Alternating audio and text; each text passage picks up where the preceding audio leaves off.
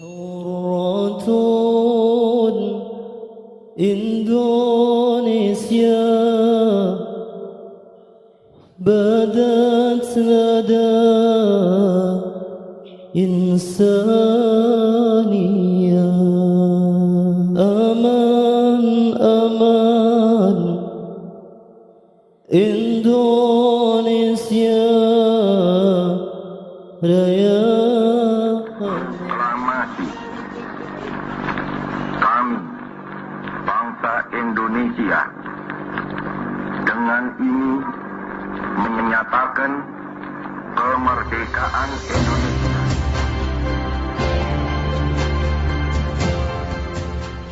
Masa yang dinanti selama ratusan tahun itu akhirnya datang juga. 17 Agustus 1945, Indonesia menyatakan dirinya merdeka sebagai sebuah negara yang berdaulat.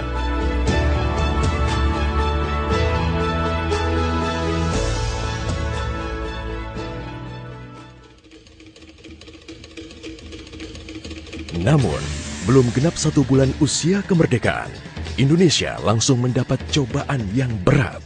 Tentara sekutu yang di dalamnya ada tentara Belanda mendarat di Jakarta dan kota-kota besar lainnya di Indonesia. Bung Karno dan Bung Hatta berupaya melakukan upaya diplomatik untuk mendorong tentara sekutu bekerja profesional, hanya mengurus tahanan saja dan tidak mengutak-ngatik status kemerdekaan Republik Indonesia. Namun, upaya itu tidak membuahkan hasil. Bung Karno galau. Ia menghitung jika sampai terjadi peperangan, secara matematis tidak akan mungkin bisa mengalahkan sekutu.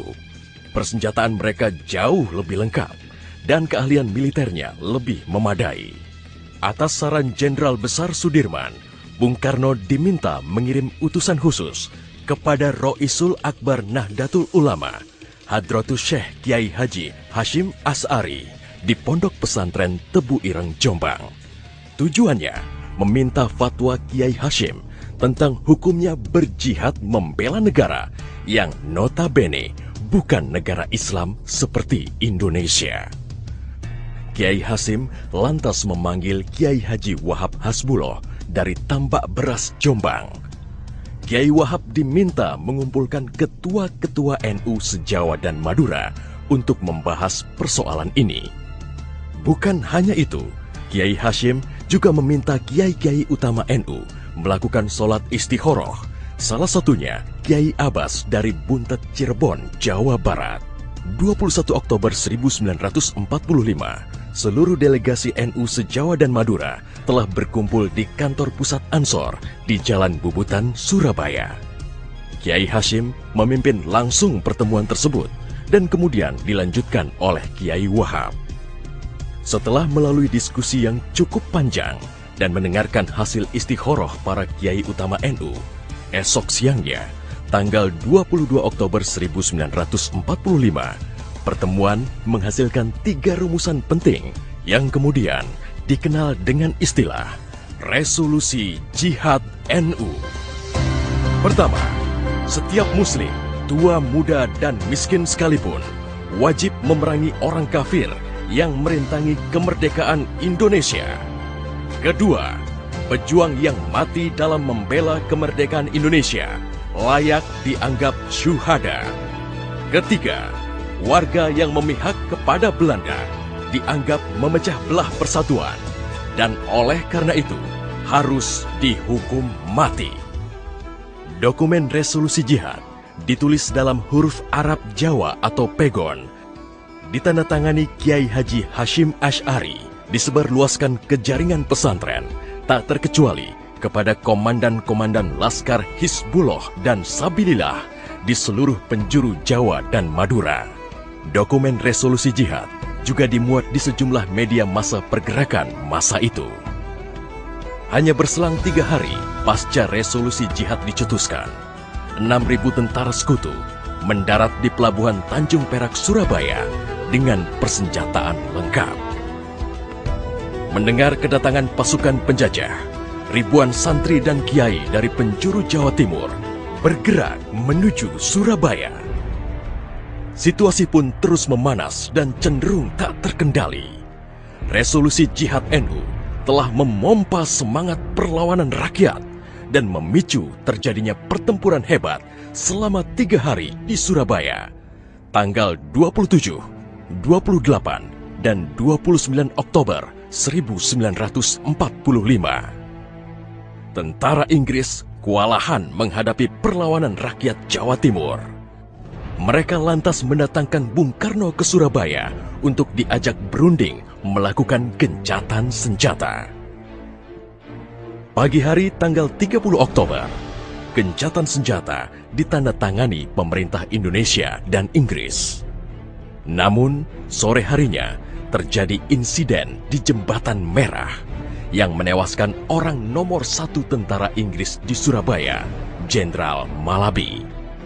Gencatan senjata pun langsung berakhir. Pengganti Malabi, Jenderal Robert Munser, mengultimatum Laskar Pejuang dan tentara Indonesia agar menyerahkan senjata kepada Inggris paling lambat 10 November 1945. Jika tidak, Inggris mengancam akan membumi hanguskan Surabaya. Mendengar ancaman itu, para komandan Laskar Hizbullah, Sabilillah, Mujahidin, TKR, dan para santri marah besar. Seorang pemuda bernama Sutomo atau yang dikenal dengan Bung Tomo sowan kepada Kiai Hashim. Ia meminta izin kepada Kiai Hashim untuk menyiarkan dan menyebarluaskan resolusi jihad melalui radio. Bismillahirrahmanirrahim. Merdeka! Saudara-saudara penduduk kota Surabaya.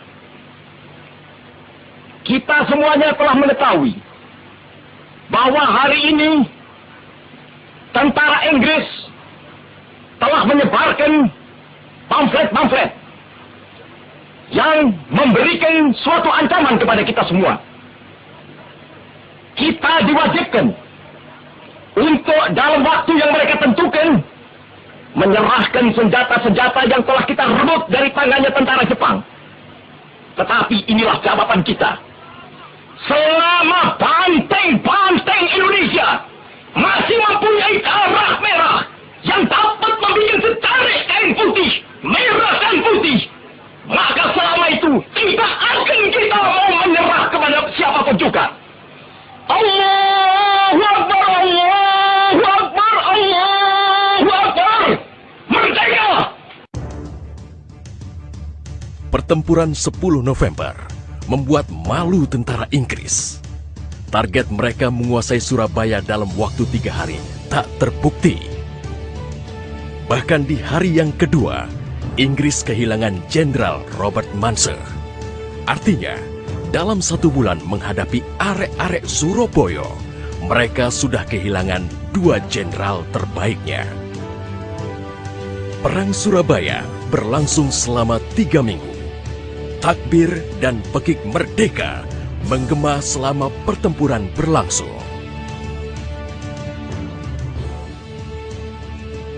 Meski pada akhirnya Surabaya jatuh ke tentara Inggris, namun Inggris mengalami kerugian yang cukup besar.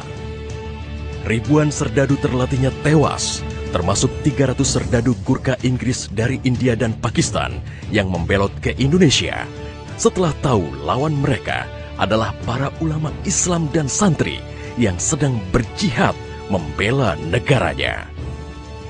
Korban di pihak Indonesia sendiri, 60.000 tentara, laskar, para santri, sukarelawan, dan rakyat Surabaya gugur sebagai syuhada.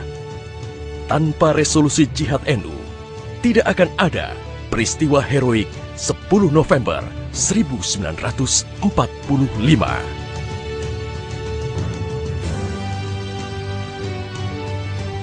Artinya silahkan, mari kita berperang. Mati syahid. Kalau hidup kita akan menjadi bangsa yang merdeka. Tekad itulah yang ditanamkan oleh resolusi jihad.